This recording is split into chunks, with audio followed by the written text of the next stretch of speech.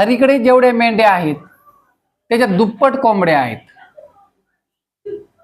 जेवढ्या मेंढ्या दुप्पट कोंबड्या, त्या सर्वांची एकूण पाय 96 आहेत. एकूण पाय 96.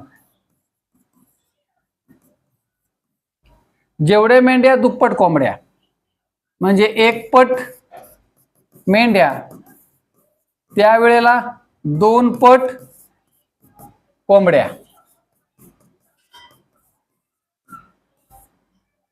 तर हरीजवळ एकूण कोंबड्या किती, कोंबड्यांची संख्या काढायची.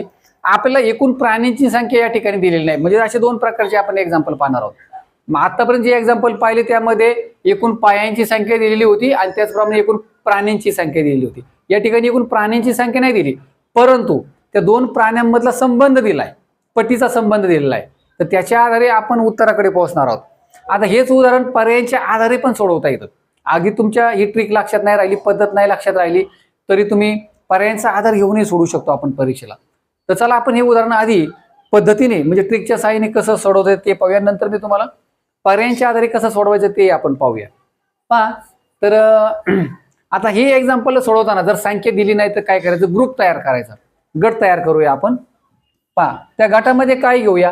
आता त्यांनी काय सांगितलंय, जेवढ्या मेंढ्या दुप्पट कोंबड्या. मग एक मेंढी आणि आपल्याला एका गटामध्ये एक मेंढी घेतली तर दुप्पट कोंबड्या 2 कोंबड्या घ्याव्या लागतील. एक गट तयार करूया. एक मेंढी अधिक 2 कोंबड्या. तर यांच्यामध्ये एकूण पाय किती झाले, मेंढीचे 4 पाय, एका कोंबडीचे 2 पाय, पण कोंबड्या घ्यायच्यात 2, 2 दूने 4, बरोबर एकूण पाय झाले 8. म्हणजे एका गटामध्ये 8 पाय झाले. एका गटात 8 पाय. आता ह्या 8ने काय करायचं, एकूण पायांची संख्या 96 दिली. 96 ला भागा 8ने, किती येईल, 8 एके 8, बाकी उरली 1, 8 दूने 16, म्हणजे 12 गट तयार होतील. एकूण गट मिळतील आपल्याला 12.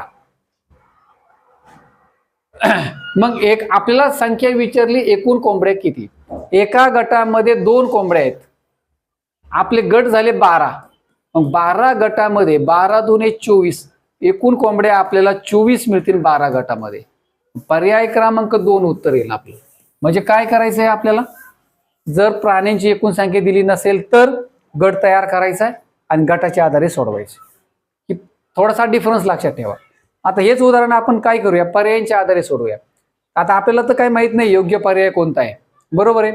तर चला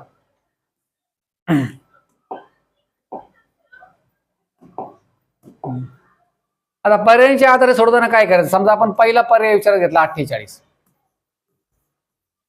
टॅली करायचंय आपल्याला. कोंबड्यांची संख्या किती विचारली, म्हणजे 48 असणारे कोंबड्या, बरोबर आहे. पायांची संख्या दिली आपल्याला 96. मग एका कोंबडीला पाय किती, 2, आणि त्याच वेळेला मेंढीला पाय किती, 4. कोंबड्या आणि मेंढ्या दोघांचाही विचार करायचा आहे आपल्याला. कोंबड्या जर आपण 48 मानल्या तर मेंढ्या किती होतील, मेंढ्या निंपट आहेत कोंबड्यांच्या, कोंबड्या दुप्पट आहेत. म्हणजे मग 48च्या निंपट किती, 24 असतील मेंढ्या आणि 48 असतील कोंबड्या. आता यांच्या पायांची संख्या जर आपण विचारात घेतली आणि बेरीज केली तर उत्तर 96 आलं पाहिजे. मग 48 कोंबड्या, 48 दूने 96, कोंबड्यांचेच पाय 96 झाले, बरोबर. त्यात मेंढ्यांची मिळेल तर ही संख्या 96 पेक्षा जास्त जाईल. म्हणजे पहिला पर्याय नक्कीच चुकीचा आहे. आता आपण दुसऱ्या पर्यायाकडे जाऊ. कोंबड्या आल्या 24, कोंबड्या घेतल्या आपण 24, मेंढ्या किती, 24च्या निम्मे 12. आता आपल्याला बेरीज करायची, 96 आली पाहिजे. कोंबड्यांचे पाय 5, 24 दूने 48 कोंबड्यांचे पाय येतील. मेंढ्या 12, 12 चोक 48, एका मेंढीला 4 पाय, 12 मेंढ्या घेतल्या आपण, 12 चोक 48, 48 अधिक 48 96 उत्तर आले. एकूण पाय बरोबर 96 दिले. म्हणजे पर्याय क्रमांक 2 आपलं उत्तर असेल.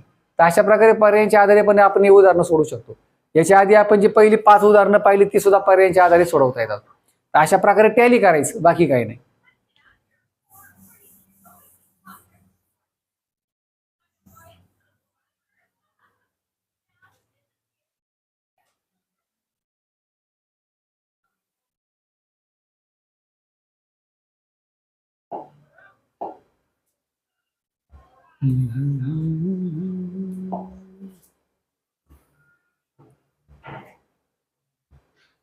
आता या ठिकाणी ससे आणि बदकाचं एक उदाहरण दिलेलं आहे.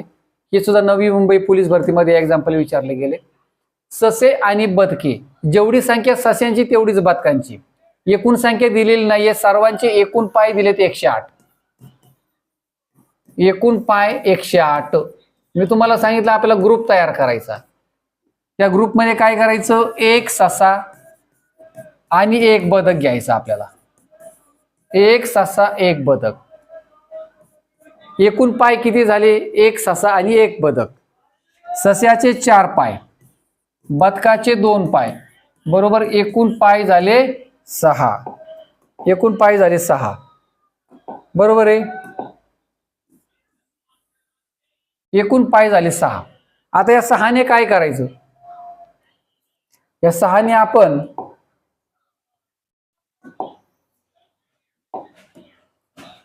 आपल्याला एकूण पायांची संख्या 108 दिली. 108 ला भाग द्या. 5 6 1 6, 4 उरले, 6 8 48, 18 उत्तर आलं आपलं. म्हणजे याचा अर्थ काय की आपण या ठिकाणी गट तयार केला होता. हा बरोबर आहे, एक गट तयार केला होता. या एका गटामध्ये 6 पाय, तर आपले या ठिकाणी अशा प्रकारे 18 गट तयार झाले. एकूण गट 18 तयार झाले. आपल्याला प्रश्न विचारलाय सस्यांची संख्या किती. आता एका गटामध्ये एक ससा आणि एक बदक आहे, म्हणजे एक ससा आहे. मग 18 गटामध्ये ससे किती येतील, 18 येतील. म्हणजे पर्याय क्रमांक 2 उत्तर असेल आपलं. एकूण सस्यांची संख्या किती, 18. तर अशा प्रकारे एक्झाम्पल आपण सोडू शकतो. आता या ठिकाणी पहा, हे सोडवलंय आपण.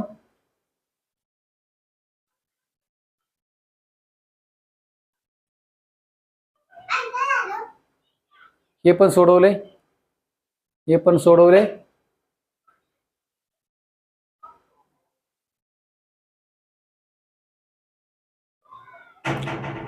संख्या 24 दिली, संख्या दिली, हे पण सोडवले आपण. तर चला, अशा प्रकारे आपण 2 प्रकारचे एक्झाम्पल पाहिले. आता याच्या व्यतिरिक्त एक एक्झाम्पल, दोरीचं एक एक्झाम्पल आपण घेणार आहोत. बैजिक राशीवर डिपेंड असणारे एक्झाम्पल आहेत. पहा, आता आपण हे प्राण्यांचे एक्झाम्पल्स घेतले. इथे एक एक्झाम्पल, हे एक एक्झाम्पल बऱ्याच वेळेला विचारलं जातं. पहा काय दिले एक्झाम्पल, पहा.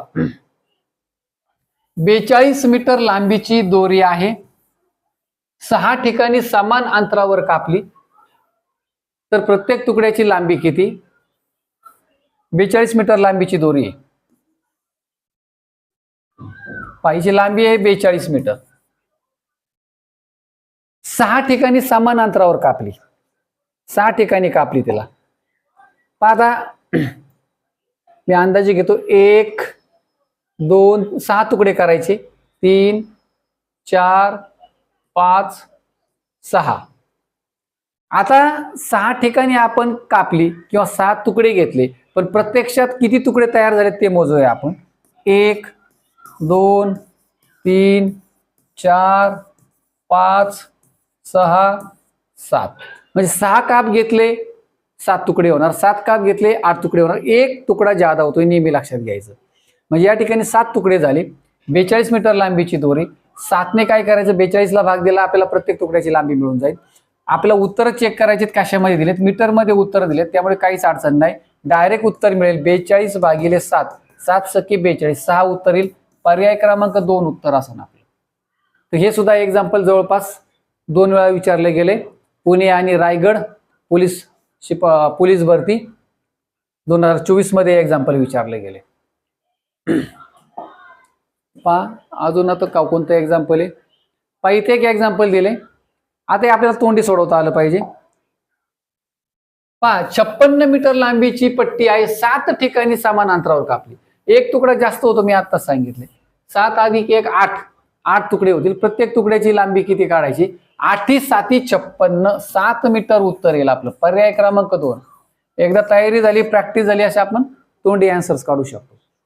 तर चला, अशा प्रकारे अति महत्त्वाची असणारी एक्झाम्पल्स आपण आपल्या आजच्या व्हिडिओमध्ये घेतली. चॅनलवरती नवीन असेल तर नक्की चॅनलला सबस्क्राईब करा for the next update. Thanks for watching.